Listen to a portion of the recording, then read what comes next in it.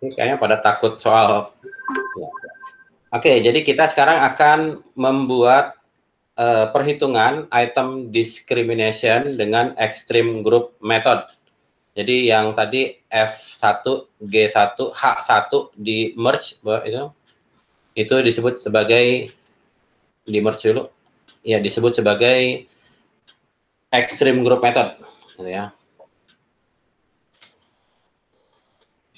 Oke, sekarang kita akan menentukan siapa kelompok upper, siapa kelompok lower. Ya, buka file SPSS-nya. Ya, skor TLV, TLV-nya klik kanan. TLV klik kanan, sort descending, lebih nyaman. Ya, yo, kalau ya total min 1 bisa dibuang, tuh nggak dipakai lagi. Sebetulnya tadi hanya untuk alat bantu aja. Klik kanan, clear. Ya, berdasarkan referensi tadi ada 3 angka, 25%, 33%, 27%. Jadi dalam hal ini sebetulnya kalau 25 berarti seperempat, kalau 33 berarti sepertiga. Nah, pertanyaannya adalah kita mau pakai yang mana dulu nih? Apakah dalam hal ini kita pakai coba dulu ya yang 25%, 33, 27. View, analyze, descriptive statistic, frequencies. Masukkan skor total. Statistik. Persentil. Oh, oke. Ya. Jadi yang dimaksud dengan ekstrim itu juga banyak istilahnya perdebatannya. Kalau pakai extreme group method, pertanyaan sederhananya, upper sama lower group itu proporsinya sama nggak? Kalau di atas 25%, di bawah 20% apa enggak? Oke ya. Jadi kalau 25% fill, 25% dari bawah 25, add. Lalu kita tadi punya angka 27. Jangan di oke dulu, masih banyak. 33. Itu kalau dari bawah, sekarang dari atas. 75, 73, 67. Oke. Seperti ya, Mas? Ya, oke. Kiri bawah, jangan dikasih. Oke, nih. Ya, display ya, oke ya.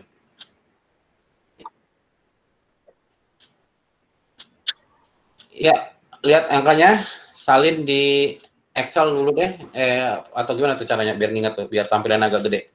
Copy aja, masukin ke tadi yang apa namanya, yang output reliabilitas masih nyimpen? Ya oke, ini output reliabilitas. Ya, sedikit belok dulu ya ke reliabilitas. Sorry tadi saya kelupaan, keinget lagi makan tadi. Ke atas lagi view. Cronbach alpha if item deleted. Jadi dalam hal ini berkaitan dengan corrected item total correlation sebagai diskriminasi dengan internal konsistensi. Kalau yang nilai katakanlah item I7 itu kan nilai corrected item total correlation tinggi banget tuh 0,729. Kalau item bagus dibuang, alpha Cronbachnya jadi mengecil jauh. Jadi 699 karena dia item bagus dibuang jadi jelek reliabilitasnya. Tapi kalau item yang jelek, misalkan item 6 0,13, maka kalau dibuang dia reliabilitasnya masih cukup tinggi gitu ya. Jadi artinya kalau item dengan diskriminasi yang baik dibuang, maka reliabilitasnya akan menjadi gimana? Menurun jauh gitu ya. Jadi berlaku hukum terbalik. Ya, ke bawah lagi, Vio. Kita lihat yang ujung-ujung dulu ya. Ini nilainya juga mungkin apa ya?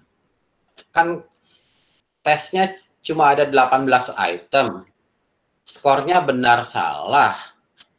Kemungkinan skornya cuma ada 19 dari 0 salah semuanya sampai 18 betul semuanya. Kalau kita pakai batasan 25, 27, 233 sama aja 13. Kalau kita pakai 67, 73, 75 sama aja 16. Jadi sebetulnya memang ini sangat juga dipengaruhi oleh lebar dari si skalanya. Jadi sebetulnya nggak guna juga nih mau pakai yang manapun, karena kita N-nya bolehlah 265, tapi variabilitasnya kecil sekali skornya. Ya, sekarang Vio, skor 13 ke bawah dan 16 ke atas, kita lihat ada berapa? Ya, kita lihat yang skornya 16 ada berapa orang, Vio? 16 ke atas. Dari 1 sampai 88 orang, Mas. 88. Sekarang dari 13 dan ke bawahnya. Kalau pusing, TLV-nya klik kanan, sort ascending. Ya. Total ada 98 orang, Mas. 99. Oh, iya. Salah lihat saya. Pertanyaannya adalah, nggak sama tuh. Gimana caranya? Untuk menyamakan. Makanya tadi yang saya bilang, ini banyak perdebatannya. Sekarang kalau saya tanyakan, 265, kan partisipannya 265 ya. Kalau kita mau pakai, katakanlah tadi angkanya kan 33% sama aja gitu ya. 33% dari 265 berapa, Vio? Pakai kalkulator. Oke. Di sini kalkulator ditunjukkan di laptop. Oke, Mas.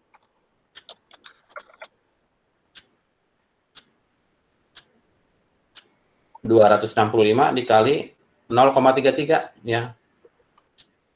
87. Jadi kira-kira segitu ya. Jadi permasalahan klasiknya adalah kita mau menyamakan gimana? Misalkan mau dipakai angkanya 88. Tadi berapa, Vio, yang ini? Yang yang 16 ke atas berapa? 16 ke atas 88 orang. 8. Mungkin ini lebih dekat itu ya. Nah, pertanyaannya adalah sekarang kelompok yang lower itu kan 99. Itu mau dibuat 88, gimana caranya coba kira-kira? Ada usulan? Kalau mau dibuat sama, yang lain gimana? Kalau mau dibuat sama nih, katakanlah kita mesti membuang 11 orang. Pertanyaannya 11 orang yang mana? Alasannya apa dia dibuang? Orang nilainya sama. Ini yang kalau ditanyain sama pengajar psikometri juga pusing juga. Ya udahlah kalau gitu jangan pakai delta gitu ya. Tapi pakai delta ini sangat memungkinkan untuk dikuiskan dan di UAS kan. Jadi kalau kalian nggak paham ini juga mungkin agak sayang sih. Gitu ya. Atau kita mau samakan atau dibedakan, kalau buat saya sih nggak ada alasannya. Kecuali kalau mau pakai scoring yang lebih ini, artinya misalkan scoring yang lebih advance tuh, kalau benarnya di item sukar, maka bobotnya lebih tinggi gitu kan. Itu ribet lagi gitu ya. Ya, kita anggap ini saja, kita anggap 8 dan 99 itu ya. Beda jumlah, ya abaikan aja lah. Silakan kalian nanti cari referensinya lagi. Ya, Vio, SPSS.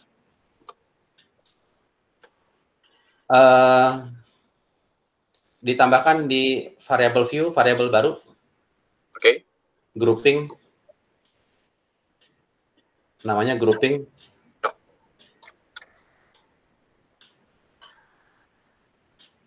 Ya, desimalnya 0 aja. Values-nya diklik. Terserah kelompoknya mau berapa.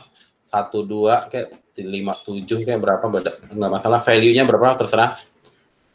Value-nya berapa aja, terserah. Oke. Variabelnya yang 1 lower, yang 2 upper aja gitu.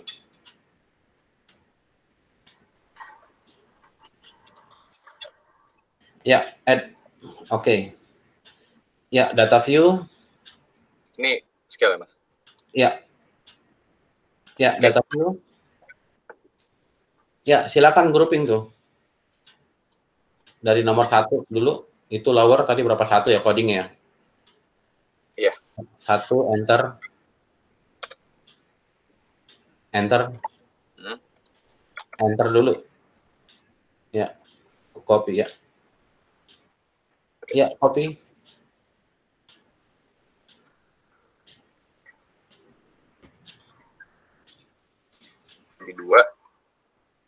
Bukan, nih duanya yang mana? Ya, ya oke. Ya, duanya 18, 17, 16. Oke.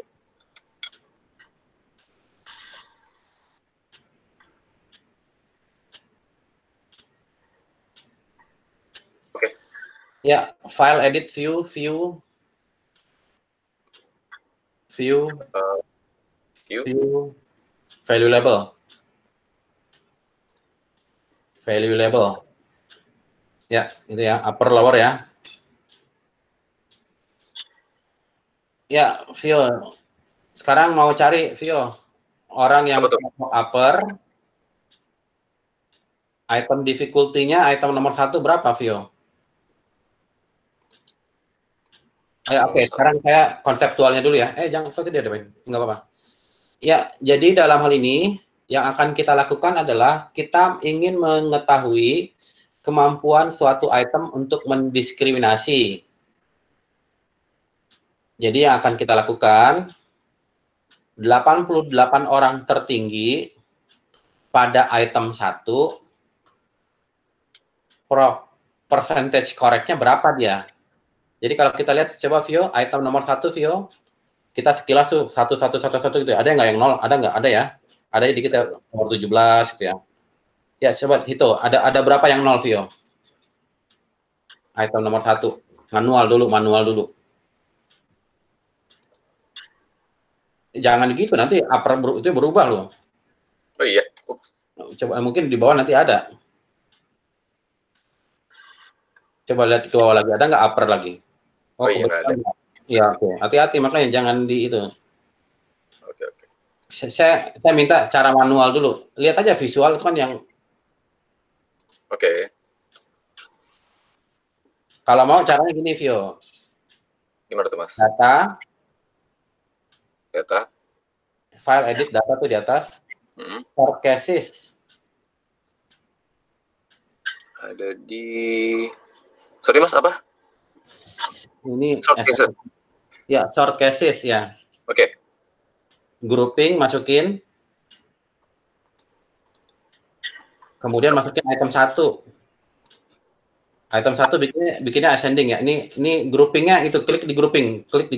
Bikinnya descending. Pilih descending. Oke, jadi groupingnya descending. Item satunya dia coba klik item 1. Ascending itu berarti yang 0 di atas itu ya. Ya, klik oke. Ya, sekarang berurut view. Coba lihat datanya lagi. Sekarang berurut nih, ini gampang. Ya, dari 68 orang, berapa yang menjawab salah? 25 orang, Mas. Yang 0. Orang. Jadi 88 dikurang 25 berapa? 60. Lah, kebanyakan ya. Kan saya halu. 88 kurang 25. Ya betul, 63. Benar kan, Mas? Ayo lo. Oke. Ya, silakan berapa item difficulty item 1 pada kelompok upper? Kalkulator. Yang jawab betul ada berapa? Yang jawab total yang jawab ada 88. Berapa tadi? 60?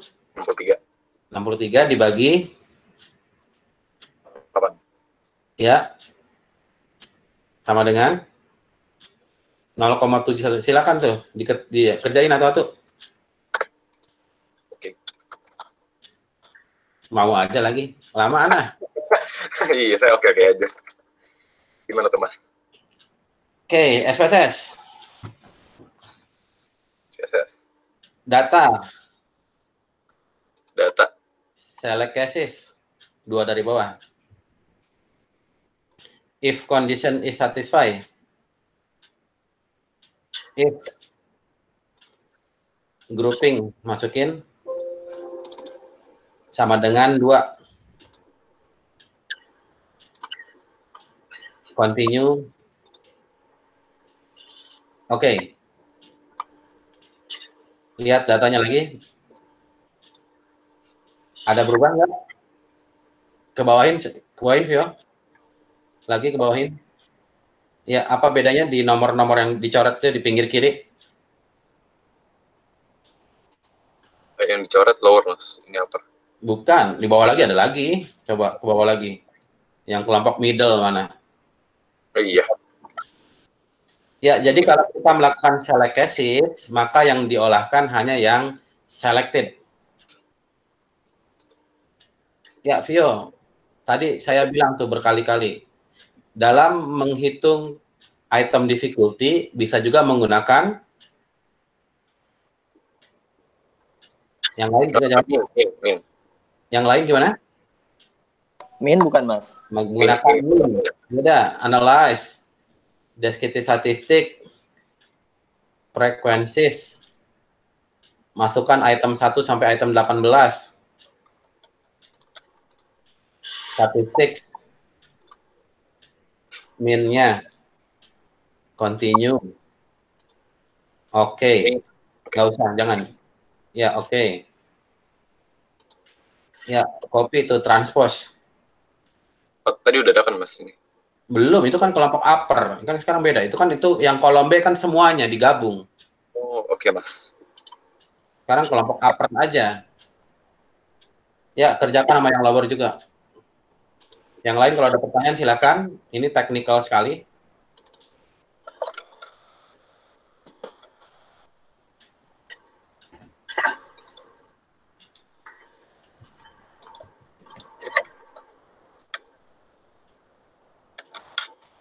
Mas, saya mau nanya, Mas.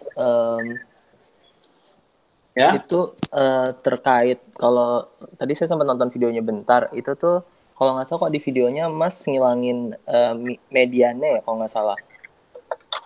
Ya, jadi mungkin masalahnya adalah ini aja masalahnya kalau pakai persentase yang sama, jumlahnya nggak sama.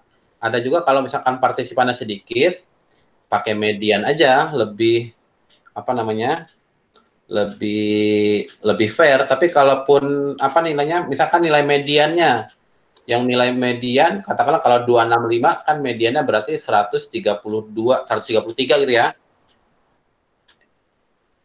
Jadi kalau ketika partisipannya 133, mungkin aja di yang partisipan 100, partisipan 150 itu nilainya sama juga. Jadi daripada pusing, karena harusnya kan skornya sama, ya kelompoknya sama. Jadi kalau misalkan ini pakai median, nanti kita liatin dulu, Vio, beresin dulu ini. Oke, thank you, Mas. Ya, belum. Oh, Vio ngapain di reset, Vio? Wah, langsung aja. Iya, aja ya.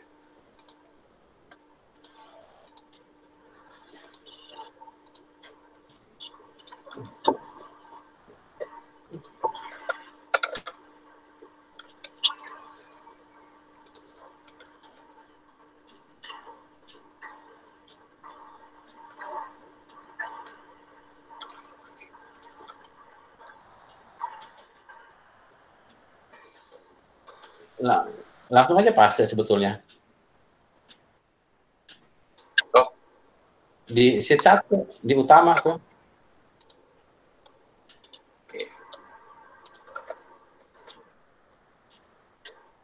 Yang ini ya, Mas, PL. Iya. Oh.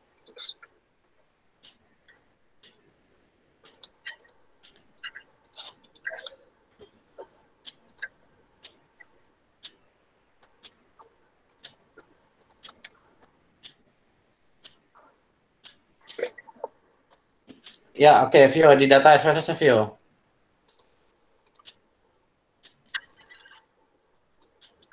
Ada juga referensi yang mengatakan kalau pakainya median aja gitu ya. Coba apa namanya, filternya klik kanan clear. TLV-nya sort ascending atau descending.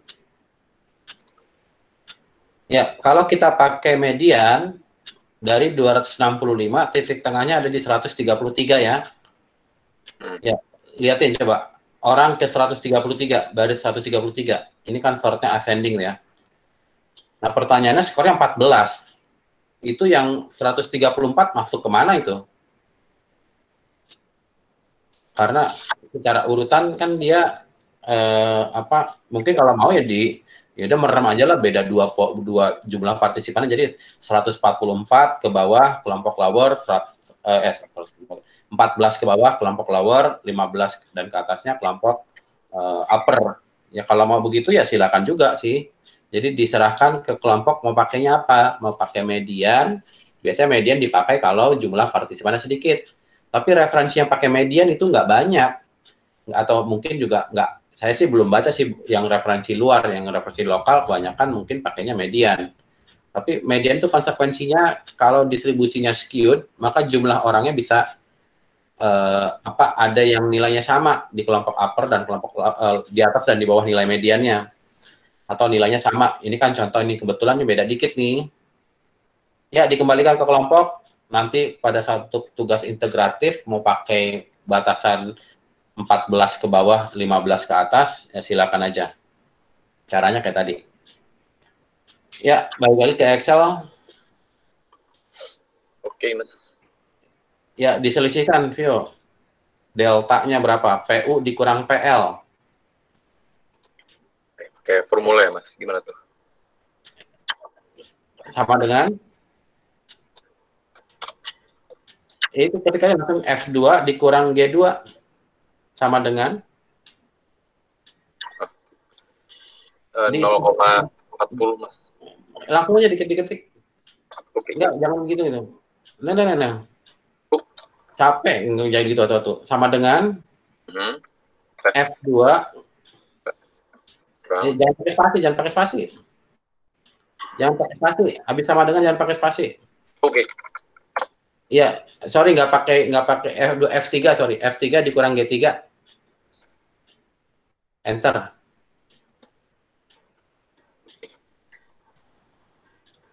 Nah, loh kok angkanya gitu? Ya, oke. Memang 0,39.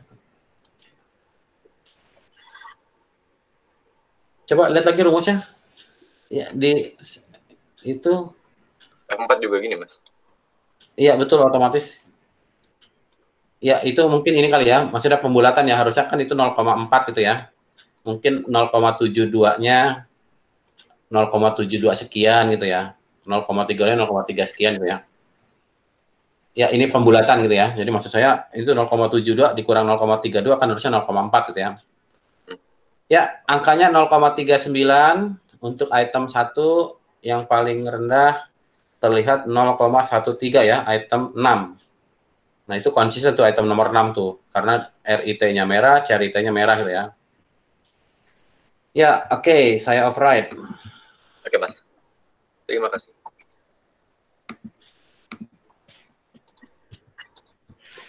Extreme group method digunakan kalau jumlah partisipannya banyak. Pembagian upper lower yang akan dilakukan adalah berdasarkan skor total dari alat ukurnya. Pembagiannya kalau paling banyak referensinya menggunakan 27 sampai 33. Ya, tapi ya tergantunglah, kalau ada referensinya 25 juga oke, pakai median juga oke gitu ya. Nah, ini sekali lagi tadi kalau kita pakai median, apalagi pakai persentase yang nggak persis simetris, mungkin konsekuensinya ada skor yang sama tapi di kelompok yang berbeda, ada upper, ada middle itu mungkin. Kelemahan delta, D-nya kecil, kalau bukunya Cohen nulisnya D kecil italic, hanya untuk yang maksimum performance yang scoringnya benar salah. Jadi nggak bisa untuk typical performance test. Karena sifatnya menggunakan proporsi PU dikurang PL, maka sebetulnya diskriminasinya tidak bersifat continuous, karena skalanya menggunakan skala ordinal dia tuh sebetulnya. Jadi hanya dilihat dari selisih proporsi aja, bukan dari selisih nilainya sendiri. Oke. Kalau itemnya itu mudah, kalau itemnya mudah sekali, bentar ya, mudah sekali item betul semuanya, maka PU dikurang PL akan sama dengan 0. PU-nya 1, PL-nya 1. Kalau item difficulty-nya 0,7, 0,7 itu PU-nya 0,7, PL-nya gimana? Kalau PU-nya, kalau PU-nya dalam hal ini proporsional kelompok upper-nya itu 0,7, ya, maka maksimumnya segini. Kenapa coba?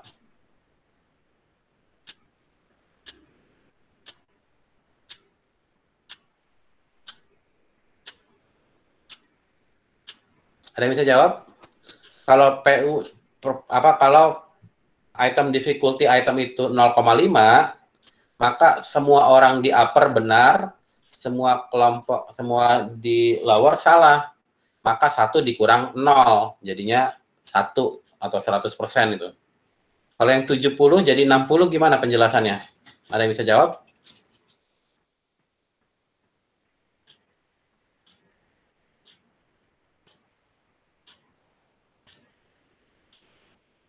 Ada yang bisa jawab?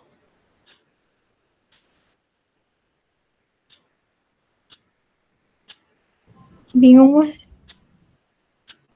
Item difficulty-nya 0,7, 70% seluruh partisipan benar. Ini dulu, ini nangkep dong, P mah gampang kali. Ada yang nggak ngerti ini? P ini? Iya? Iya apa enggak? Nangkep Mas kalau yang itu. Oke. Kan ada kelompok upper, ada kelompok lower. Kalau semua kelompok upper benar, berapa persen kelompok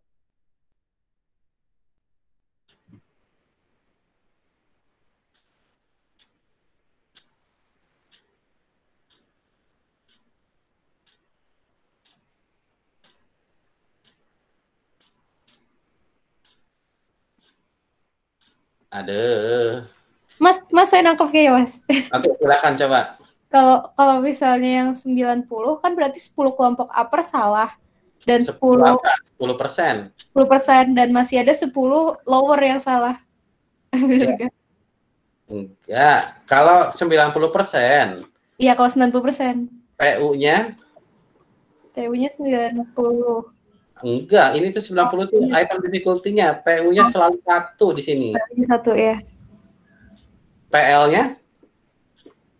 PL-nya berarti 1 tuh 100. Enggak dong, kalau 0 berarti 50% kalau 50. Ini bayangkan gini aja deh. Total partisipannya ada 100 orang. Semua item. Kalau ini kan semua orang betul. PU-nya 100, PL-nya 100. 100 dikurangi 100, 0.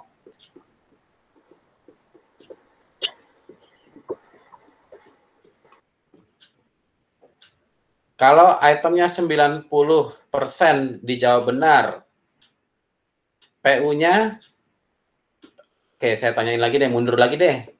PU ada berapa orang? Kalau total penempuh tes ada 100 orang. Di kelompok upper ada berapa orang?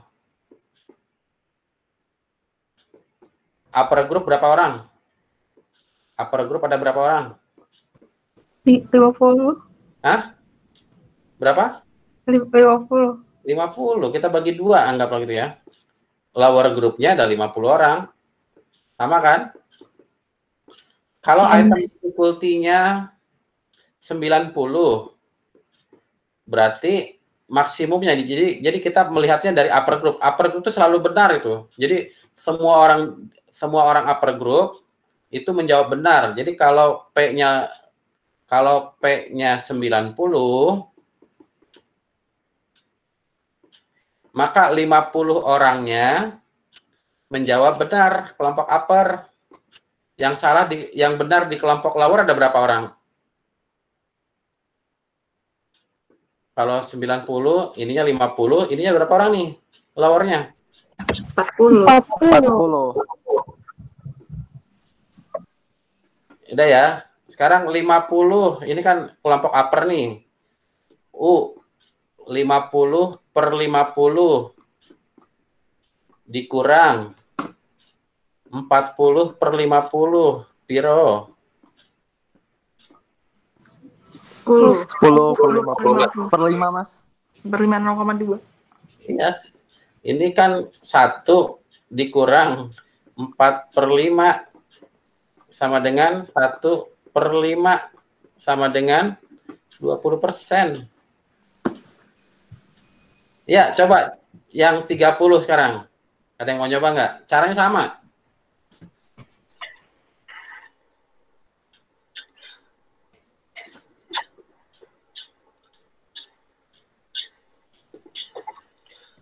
Yuk.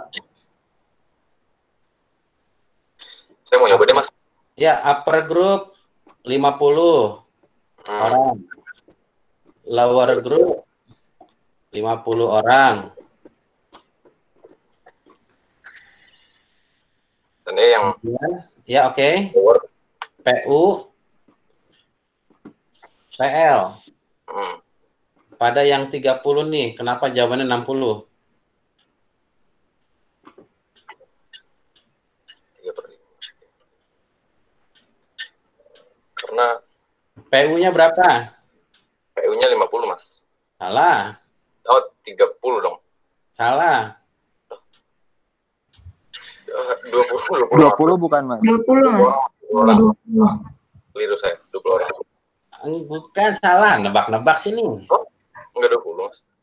PU-nya 50, Mas, tetap. PU-nya enggak, masa 50? Katakanlah totalnya ada 100 total 100 penempuh, test takernya ada 100 orang.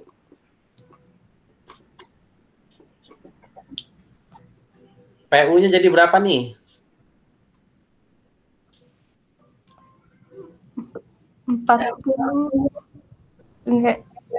70. 12 Mas. Pada nebak. Bingung, Mas. Ini kan yang kita lihat adalah maximum value of D. Yang di kolom ini nih, pakai apa ya? Warna biru deh. Ini yang di warna biru, itu dijawab benarnya oleh upper group. Jadi ini tuh, yang jawab benar ada berapa orang? Yang jawab benar itu ada 30 orang. Yang jawab benar ada 30 orang, tapi semuanya dari kelompok upper, jadi 30 per 50. Ini P di sini itu untuk keseluruhan orang. Ini jangan tidak melihat sebagai upper sama lower. Kalau 30 orang kelompok upper betul, maka di kelompok lower nggak ada yang jawab betul.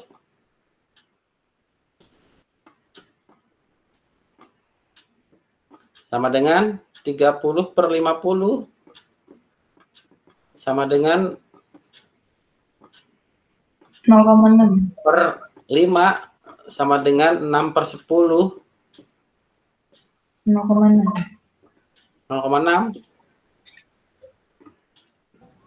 Mas, sorry Mas, boleh ulangin nggak Mas, kenapa yang lawannya jadi 0? Oke, mau contoh yang mana? Yang 90 deh Mas. Iya, yang 90 Mas.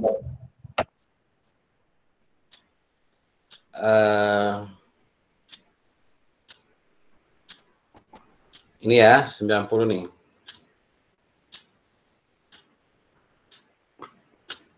Kita ulangi lagi. Anggap biar gampang, nilai dari mana sih inknya putih. Oke, percentage passing item ini mengacu kepada keseluruhan, all, bukan kelompok upper atau kelompok lower. Katakanlah all di sini ada 100 orang, N sama dengan 100. P90 artinya ada 90 orang betul dari 100. kita punya N upper, kelompok upper N-nya ada, N-nya N kecil deh. N kecilnya ada 50 orang.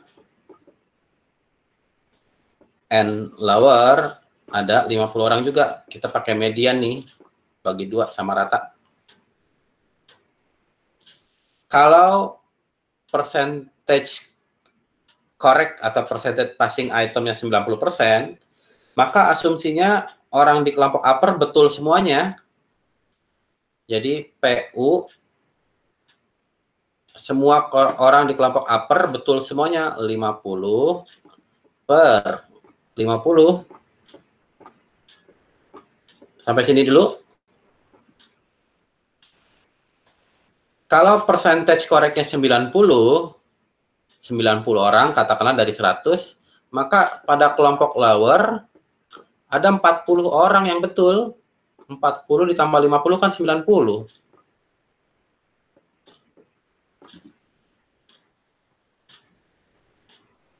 Sampai sini? Ini sama dengan 1, ini sama dengan 4/5. 1 itu kan sama dengan 5/5, itu ya. Dikurangi 1/5 sama dengan 20%.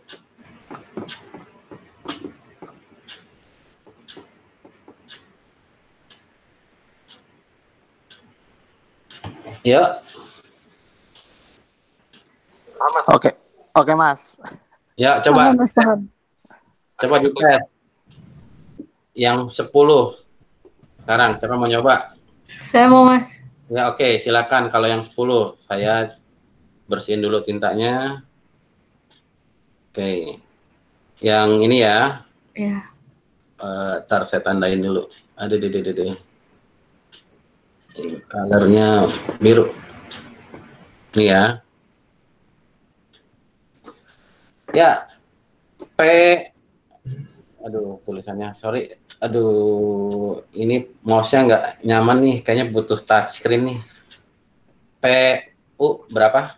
PU-nya 50, PL-nya 50. Yang enggak, tapi yang benar 10. Maksudnya, oh ya berarti PU-nya 10 langsung ya? Salah. Kok salah? PU 10 per PU-nya 50. 10, Mas. 10 per 50 kan nggak 10. Oh iya, 10 per 50. P lower-nya 0 per 10. Berarti 1 per 5. Berarti 20, Mas. Ini 10 orang ini dari kelompok upper semuanya. Kelompok upper ada 10 orang yang betul per 50 jumlah orang di kelompok upper. PL-nya karena 10-nya udah diambil semuanya, maka PL-nya 0 per 50. 10 per 50 sama dengan 0,2. Dikurangi 0 sama dengan 0,2. 0,2 berarti 20%. Oke, Mas. Oke. Jadi batasannya menurut Abel dalam faktor Regina, suatu item dapat mendiskriminasi dengan baik ketika nilainya di atas 0,3. Jadi nggak butuh revisi. Kalau di atas 0,4, oke lah dianggap. Kalau di bawah 0,19, mendingan dihapus, dibuang. Apalagi kalau sampai negatif. Komentar? Ini batasannya nggak pakai signifikansi, batasannya hanya proporsi. Jadi kalau 0,25 ya direvisi, tapi kadang-kadang juga bingung revisi apanya, orang nggak tahu. Nah, nanti kita akan melihatnya dari distraktor maupun itemnya sendiri gitu ya. Tuh, sudah habis. Ya, silakan. Batasannya ini 0,3 ke atas, mungkin no revision is required. Silakan Vio, buka lagi Excel-nya. Oke, Mas.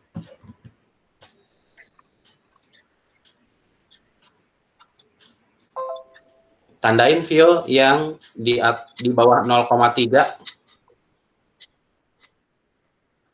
Tandain merah itu.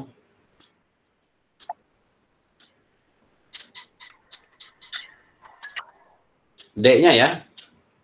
D-nya bukan PUPL-nya. D-nya kan? Iya, deltanya.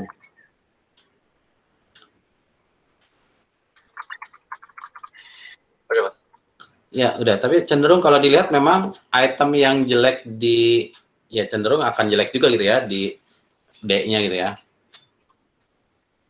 Oke, jadi untuk hari ini secara hitungan begitu, tapi jangan fokus ke hitungan. Saya sendiri kalau ngitung gampang lah.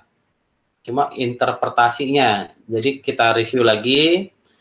Untuk item difficulty kolom beta yang akan kita manfaatkan dari hasil analisis item difficulty-nya adalah pertama mengenai urutannya. Urutannya nanti diminta jadi urutannya apa tuh? Kebanyakan sortnya sort descending. Yang besar nilai P-nya ada di awal. Yang mudah ada di awal.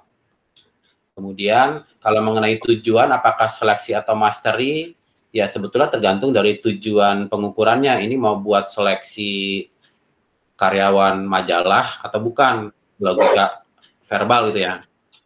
Jadi kalau misalkan logika verbalnya tinggi, kayaknya cocok nih jadi mungkin editor atau apa gitu ya. Tapi kalau untuk tujuannya mungkin untuk apa namanya masuk sastra apa gitu, mungkin ya pokoknya terkait tujuan lah. Jadi kalau misalkan untuk mastery ini kan bukan penguasaan materi perkuliahan gitu, jadi mungkin agak tidak cocok sih logika verbal dengan materi apa gitu ya. Mungkin kalau terkait dengan apa perkuliahan, mungkin batasan yang digunakan adalah mastery tadi 0,8 sampai 0,9. Yang utamanya adalah sekali lagi untuk difficulty adalah masalah urutan itemnya yang diharapkan mudah ke sukar. Untuk diskriminasi kita punya 4 tuh. RIT adalah korelasi antara item dengan skor totalnya. CRIT adalah korelasi antara item dengan skor totalnya, di mana di dalam skor total skor itemnya dikeluarkan. RIT dengan CRIT adalah untuk melihat internal konsistensi. Sejauh mana item konsisten secara internal. Ketika dikatakan konsisten secara internal, kalau memiliki korelasi yang positif, tinggi, kalau masalah signifikan memang dipengaruhi oleh sample size. Jadi batasannya dari banyak referensi di atas 0,3. Untuk RIC, korelasinya tergantung dari karakteristik eksternal kriterionnya. Misalkan kalau kita bilang bahwa kebetulan ini korelasinya diharapkan hipotesisnya berkorelasi positif. Jadi harapannya semuanya korelasinya positif. Tapi kalau misalkan evidence-nya itu bersifat konvergen yang berkorelasi negatif, misalkan konvergen yang berkorelasi negatif itu antara dalam hal ini kalau untuk kepribadian, kalau orang yang kepuasan kerjanya tinggi, misalkan kita bikin tes job satisfaction, maka intention to turn over-nya, intensi untuk berhenti kerjanya rendah gitu ya. Karena kan orang yang puas kerja kayaknya tidak terlalu logis kalau dia ingin berhenti dari pekerjaannya gitu ya. Kecil banget kemungkinannya. Jadi korelasinya negatif antara job satisfaction dengan intention to turn over. Jadi tergantung dari karakteristik C-nya nih. Kriterianya apakah dengan alat ukurnya secara konseptual berkorelasi negatif atau positifnya. Cara yang menggunakan korelasi, kelebihannya adalah tidak perlu untuk menggunakan kelompok upper dan lower. Jadi nggak ada grouping. Jadi dengan demikian mungkin juga lebih nyaman juga, bisa langsung ketahuan nilainya berapa atau ditambah signifikansinya berapa.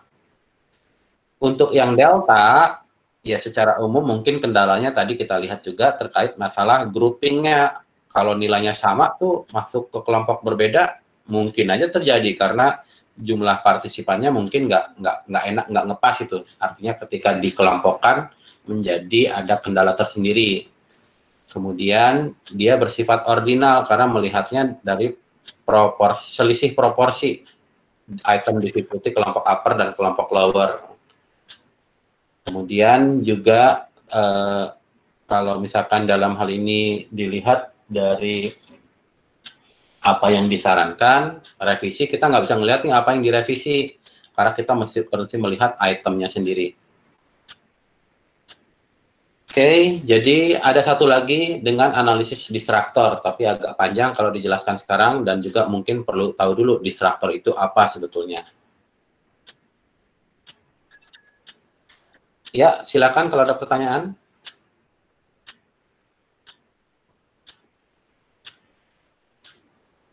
Aman ya, silakan dicobakan, karena ini juga sebetulnya ini sekaligus mengerjakan tugas kelompoknya gitu kan ya, ini sekalian dikerjain nih. Jadi kebetulan saya semester ini males bikin data tandingan, jadi biasanya kalau di perkuliahan psikometri saya punya data sendiri, untuk tugasnya silahkan kerjain mengikuti contoh di data tandingan tersebut, itu data contoh, jadi mungkin akan lebih bukan dua kali kerja sih, latihannya dulu, nanti ngolahnya data yang masing-masing. Kalau ini kan dikerjain semuanya barengan. Oke. Minggu depan untuk distraktor analysis lebih gampang, lebih sedikit, tapi saya akan tambahkan dengan review ya, karena minggu depannya lagi kuis. Kuisnya sangat memungkinkan untuk hitung manual. Hitung manualnya seperti apa, nanti minggu depan saya coba kasih contoh soal.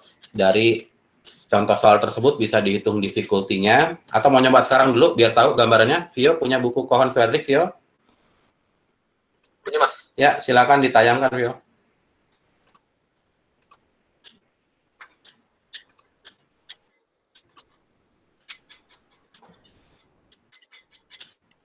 Halamannya ke bawah lagi, Vio. Halaman berapa, Mas? Lagi ke bawah, analisis itu kan itu ini ya, itu hitungan D ya. Ya, oke, sekarang nih, Vio.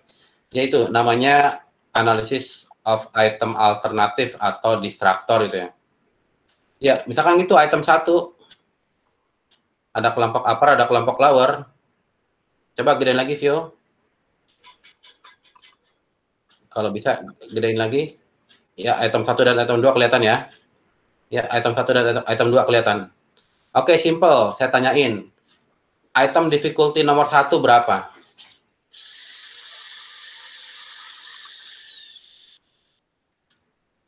Bisa dong jawabnya, tahu dong. Tapi ngitung manual ini. Makanya nanti di kuis mungkin aja gedein lagi soalnya. Di UAS juga.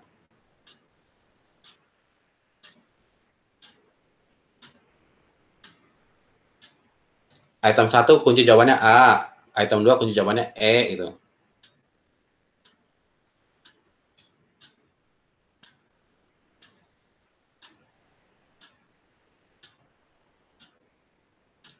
Ya, nggak apa-apa.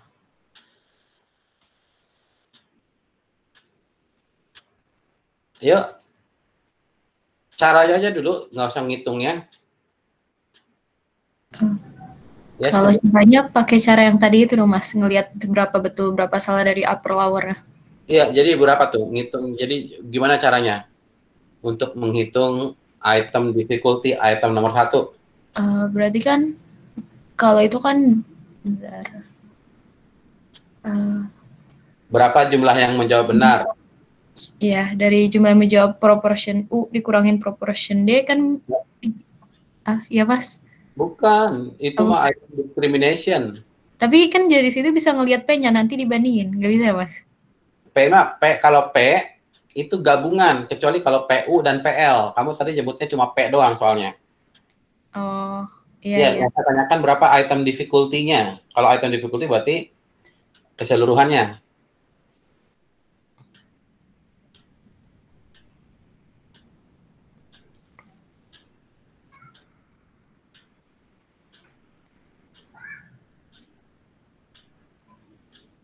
Ya, total partisipan yang menempuh tes ini ada berapa orang? 64 ya. Berarti 34/64 gitu, Mas.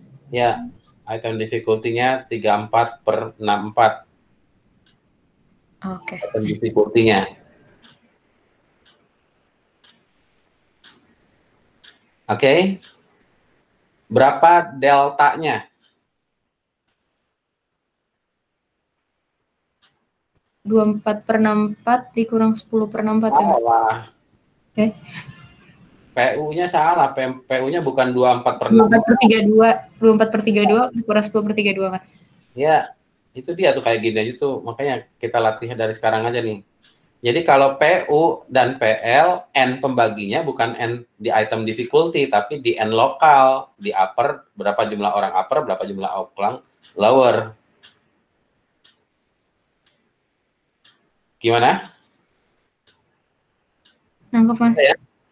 Jadi ngitung P, ngitung item difficulty, dan ngitung item discrimination bisa ya. Kemudian sekarang saya tanyain lagi nih, yang minggu depan kita bahas. Berapa expected distractor power-nya? Ayo pusing kan, apa itu expected distractor power? Ya, minggu depan kita bahas, harapannya kalian udah baca expected distractor power-nya gitu ya. Oke, see you again. Nanti saya bikinkan YouTube-nya lagi untuk yang ini. Thank you.